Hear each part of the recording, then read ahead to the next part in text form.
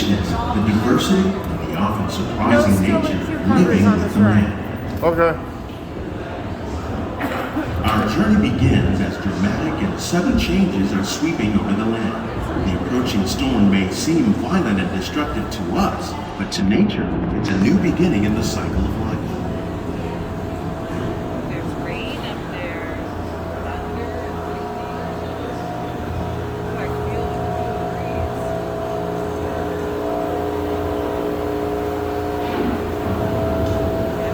Thunderstorm.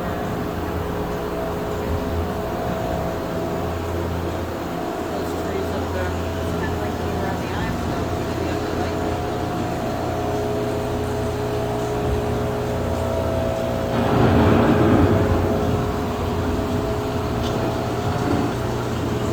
Is that pretty? Is the rain falling?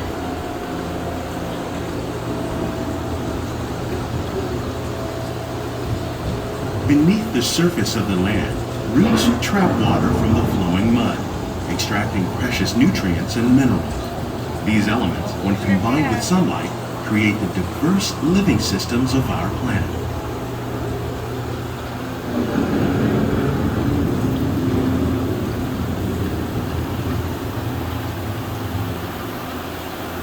The water falling in the waterfall.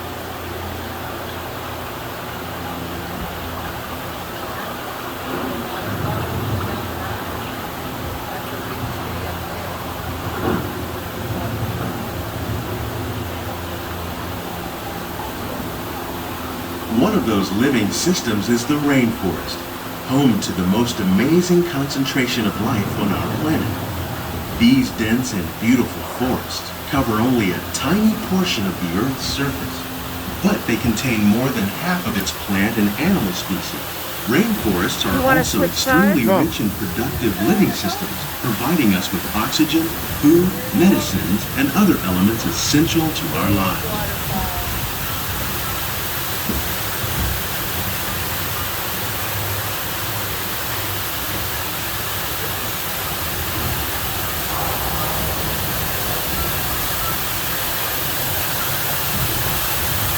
Alligator.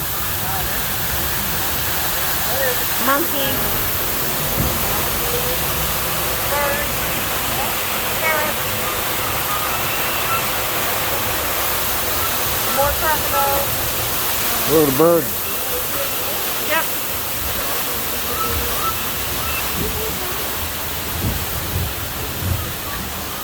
In the desert, nature has created a very different, but no less beautiful living system. And while this arid landscape may seem lifeless, it is very much alive.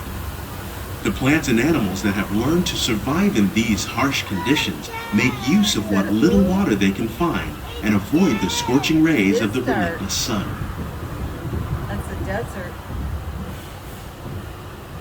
The American prairie once appeared as desolate as the desert, but over time, rainwater and nutrients gradually penetrated the hard surface of this land. Even the hooves of the mighty buffalo helped create the rich soil that would one day become home to the American farm. So cute.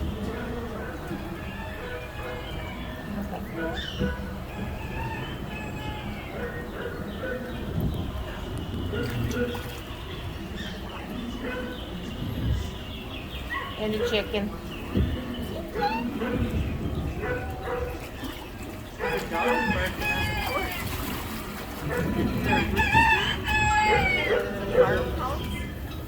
Of all the forces at work on the land, humans have had one of the most profound effects.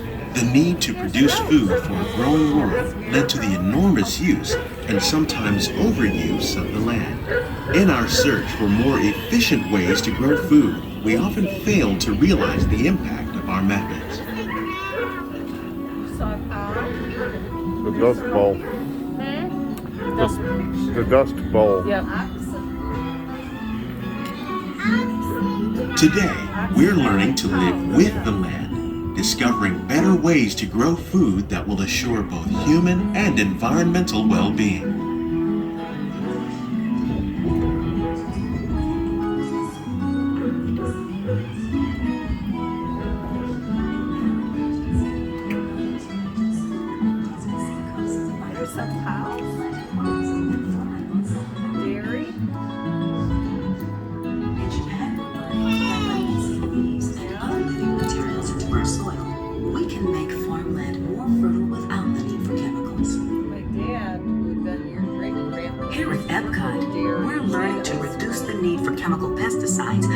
breeding and using natural predators, like ladybugs and wasps, to control pests. In the farmlands across America, we're learning that by plowing under vegetation containing natural fertilizers, we can enrich the soil without the use of chemicals. In arid regions, we're learning to produce food on desert seacoasts by developing and planting crops that thrive in summer. How will we meet tomorrow's growing needs for food production, yet still respect the needs of the land? Some of the answers are being discovered just ahead. To help us maintain these carefully controlled ecosystems, and for your safety, please remain seated in your boat at all times. And don't put the cucumber.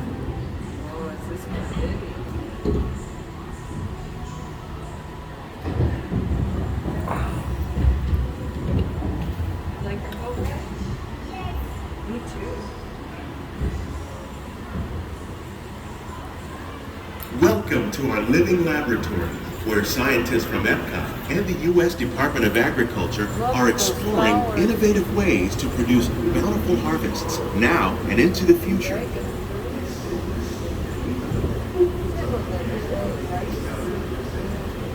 The tropics are home to the greatest diversity of plants on the This is planet. what rice looks like? Many in of Europe? these, like papaya, bananas, cacao, coffee, and rice, are well known around the world. There you go. You wanted to know what These are just a few of the edible plants that have been an important source of nutrition for people living in the tropics. Many are rich in vitamins and minerals, while others are well adapted to growing in less than ideal conditions. Some, like the water lily, thrive in wet, swampy areas and waterways. All parts of this plant, even the flower petals, are edible. The starchy root of the plant has long been used to make flour for baking.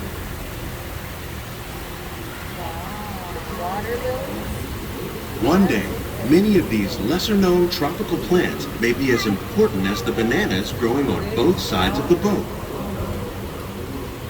More than 28 million tons of bananas are eaten annually, making it the most popular fruit in the world. Peanut butter tree. It's an edible fruit over there.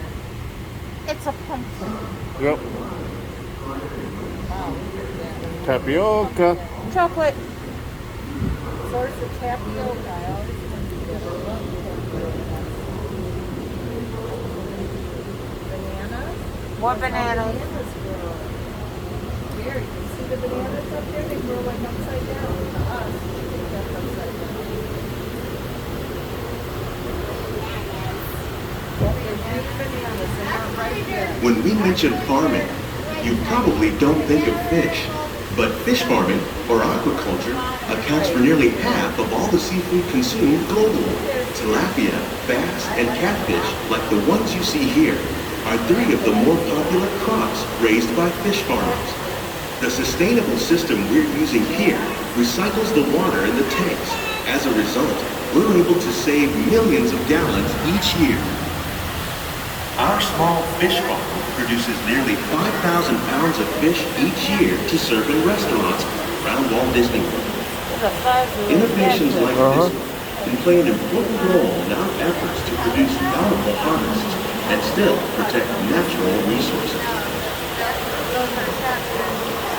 Well, sorry for the shrimp. Yeah.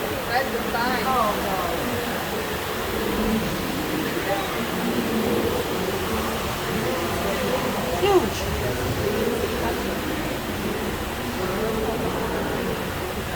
Maybe that's about it. Just take the While basement there and are turn more it into than an 50,000 edible plant species in the world, most of us are only familiar with the handful that start make up raising, our everyday diet. bass, The common grains growing here, channel catch. maize, sorghum, and millet, plus rice, account for nearly 2/3 of our global food consumption. Learning how to increase yields of these staples is an important goal Oh, of research yeah. around the world. Yeah, there is like Extremely hot pepper. Oh, California Reapers, yes, they are extremely hot. These plants are definitely on their way up. Innovative growing techniques like these Sugar increase cane. yields while more efficiently using resources like water, fertilizer, and pesticides. I would have thought Another bamboo innovation had I at not work known. here is our integrated pest management program. By populating our greenhouses with beneficial Toby, insects what's that the big prey on one? harmful pests like aphids and flies, we are significantly reducing our reliance on conventional pesticides. Wow. We're growing these crops using our nutrient film system. Look over here. This technique precisely controls and recycles water and nutrients. With it, we Well, can alone produce they over are. 27,000 Oh, I thought heads they of were lettuce carrots. a year in this one small area. Lettuce.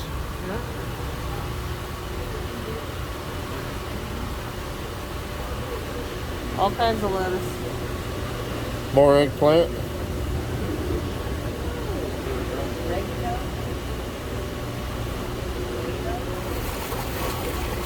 Some of our best ideas have been inspired by nature, like these fruit and vegetable Or trees. just lavender. By growing these ground plants vertically, we can increase yields and better control this. diseases. These crops taste as good as they look. In fact, we serve more than Tomatoes. 15 tons of Yeah, produce squash. from our greenhouses in restaurants here at the land every year. But, yeah. Oh, they put a Mickey on the water. What's that, Ruby? Cumbers. Cumbers.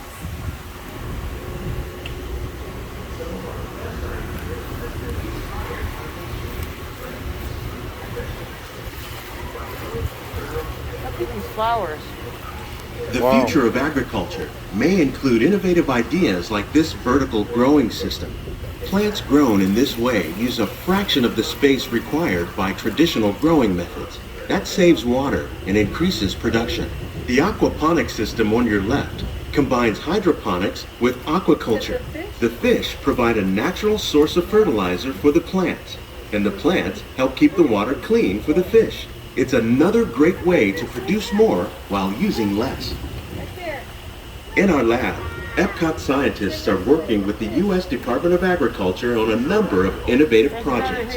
The goal of these efforts is to produce higher yielding and better quality plants.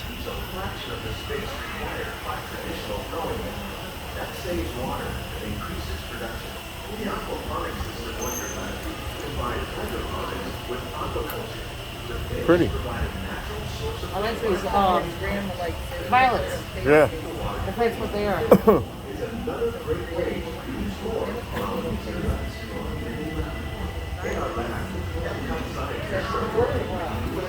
Cool. Now we get to go eat some of it.